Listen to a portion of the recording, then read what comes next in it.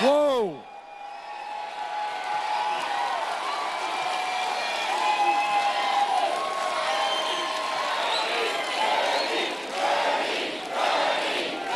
Thank you. It sounds like you guys are ready for a political revolution.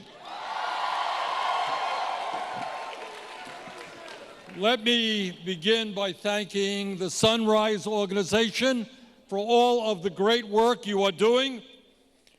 And let me thank the young people of this country for leading the effort against climate change. And let me thank Howard University for hosting us on this beautiful campus. And let me thank all of the HBCU students who have done a great job to help solve the climate crisis through HBCU Climate Consortium. Thank you guys very much. And let me just say this, that unlike the President of the United States, you know that climate change is not a hoax, but is an existential threat to our country and the entire planet, and you are prepared to stand up and fight back. Thank you.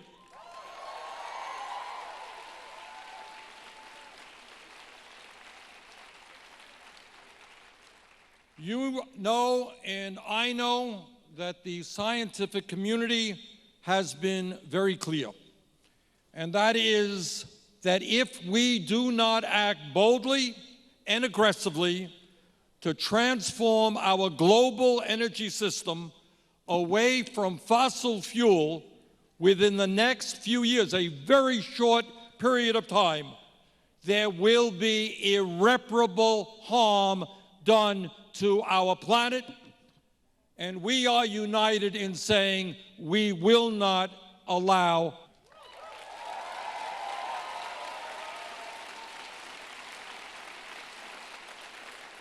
And what the scientists are telling us is that if we do not act boldly and dramatically, there will be more rising sea levels, more flooding, more droughts, more extreme weather disturbances, more acidification of the oceans, and more declines in crop production. You also know that intelligence and defense agencies in the United States and all over the world see climate change as a major national security issue. Because if people cannot grow the crops they need, if people cannot find clean water to drink, there will be massive migrations of people all over the world, which will put increased pressure on limited natural resources and cause international havoc and war. Climate change is a global issue. It impacts not only the United States, but China and Russia and India. It impacts Latin America, Africa, and the entire planet. And let me be very clear. It is absolutely imperative that we have American leadership that does everything possible to bring the nations of the world together to transform our energy system away from fossil fuel into energy efficiency and sustainable energies.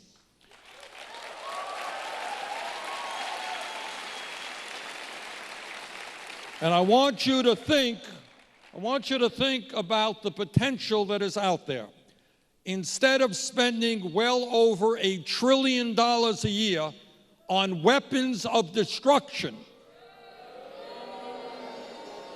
think about spending that money on making this planet healthy and habitable.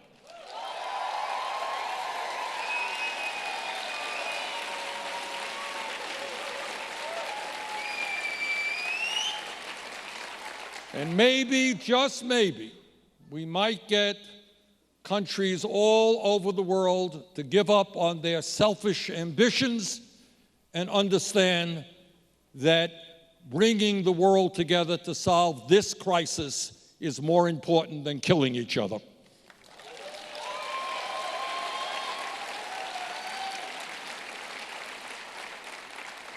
And that means that the United States must lead the world with a global approach which emphasizes the Green New Deal. And when we do that, we not only address the great environmental crisis of our time, but we create millions of good-paying jobs as we make massive investments to make our buildings and homes more energy efficient, massive investments in wind, solar, and other sustainable technologies, massive investments to create energy-efficient transportation systems, massive investments to build the solar panels, wind turbines, and other technologies right here in the United States of America.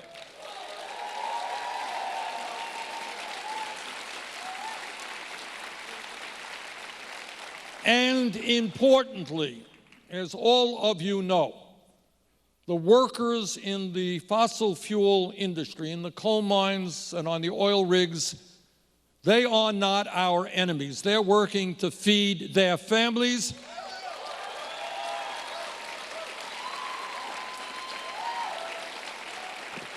And that is why we will provide a just transition which protects the working families in the fossil fuel industry.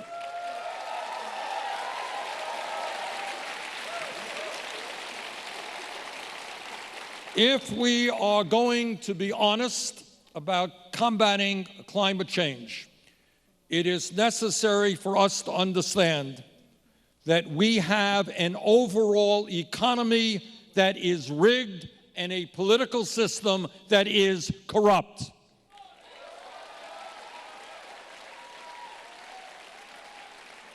And this is an issue we just cannot ignore. A lot of people say, well, I want to combat climate change, but I don't want to take on the fossil fuel industry. That is not the way it happens. The truth is that right now, we have a small number of incredibly powerful billionaires who exercise enormous influence over the economic and political life of our country. That is why the President and Congress voted to provide $1.5 trillion in tax breaks to the top 1% and profitable corporations, while refusing to make public colleges and universities tuition-free or substantially lower student debt in this country.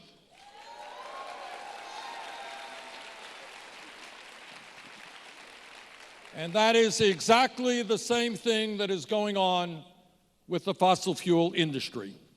Like the tobacco industry of 50 years ago, you all remember that? Well, I know you weren't born yet, but you read about it. I do remember it. And that is, you had an industry who denied under oath in Congress that cigarette smoking causes cancer and other diseases. And the fossil fuel industry is doing exactly the same right now. They are making billions and billions of dollars in profit every year, and then they deny what carbon emissions are doing to our planet. They lie and lie and lie and spend hundreds of millions of dollars to buy politicians who echo their lies.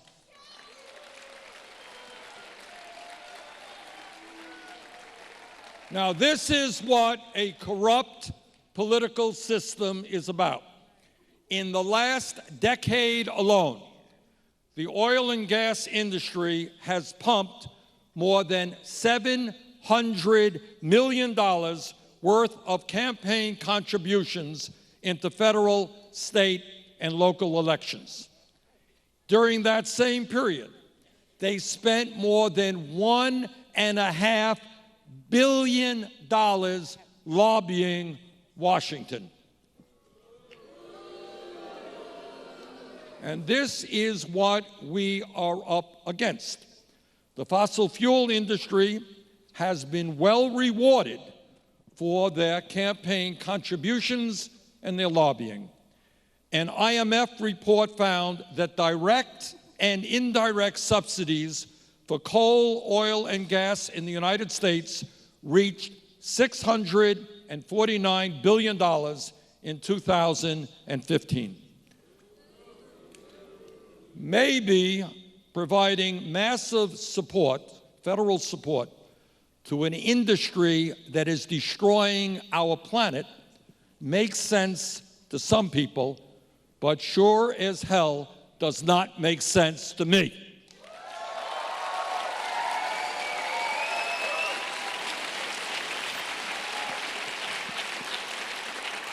But it goes even further than that.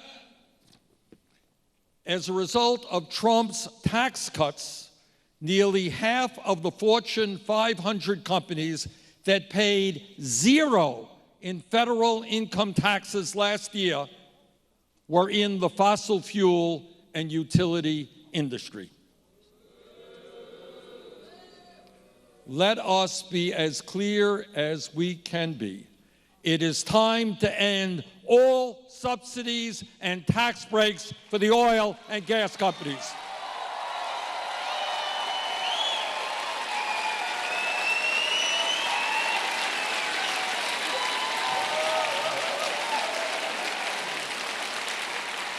These companies lied to the American people about the very existence of climate change and committed one of the greatest frauds in the history of our country.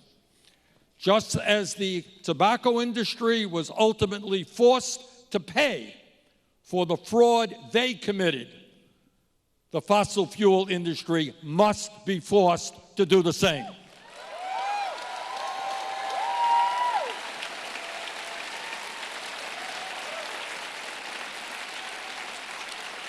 We will not allow them to destroy this planet with impunity. So here is the major question that the American people must answer. How do we take on an industry with unlimited wealth, unlimited power, and unlimited resources? And here is my answer to that question. We need a political revolution.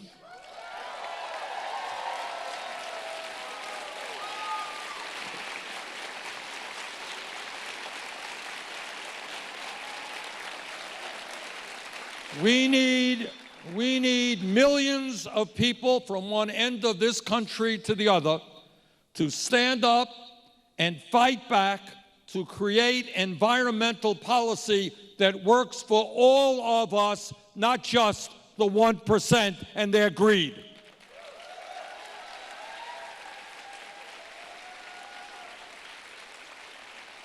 And that means not only fighting climate change, but ending the incredibly toxic environment that many low-income children and people of color are experiencing today.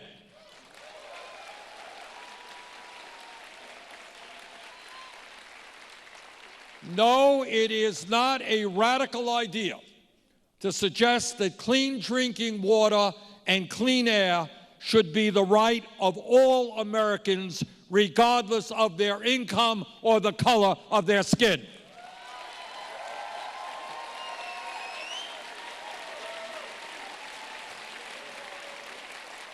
Let me be very frank with you.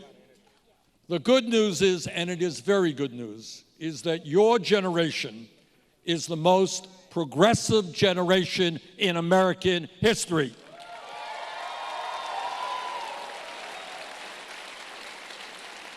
Your generation is anti-racist, anti-sexist, anti-homophobia, anti-xenophobia, and anti-religious bigotry.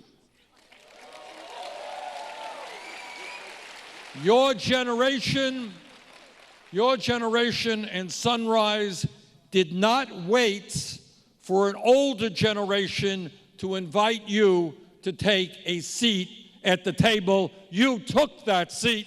And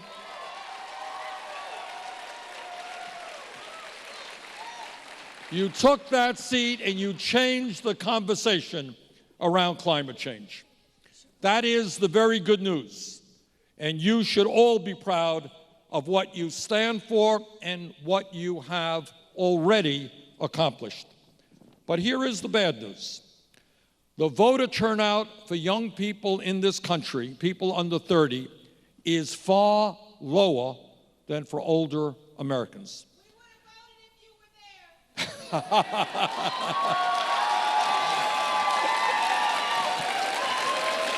were there. Thank you.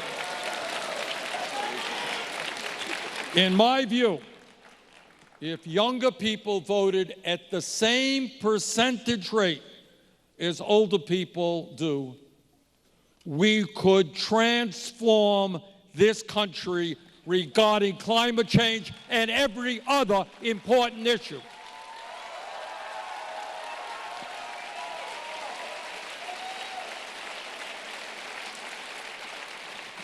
So we've got an enormous amount of work in front of us. We have got to educate, we have got to organize, and we have got to fight for political power. Now, the 1% has unlimited wealth and unbelievable influence over the economic and political life of this country. But at the end of the day, the 1% is just 1%. Now, I may not be a Nobel Prize mathematician, but I do know that there are a lot more people in the 99% than in the 1%.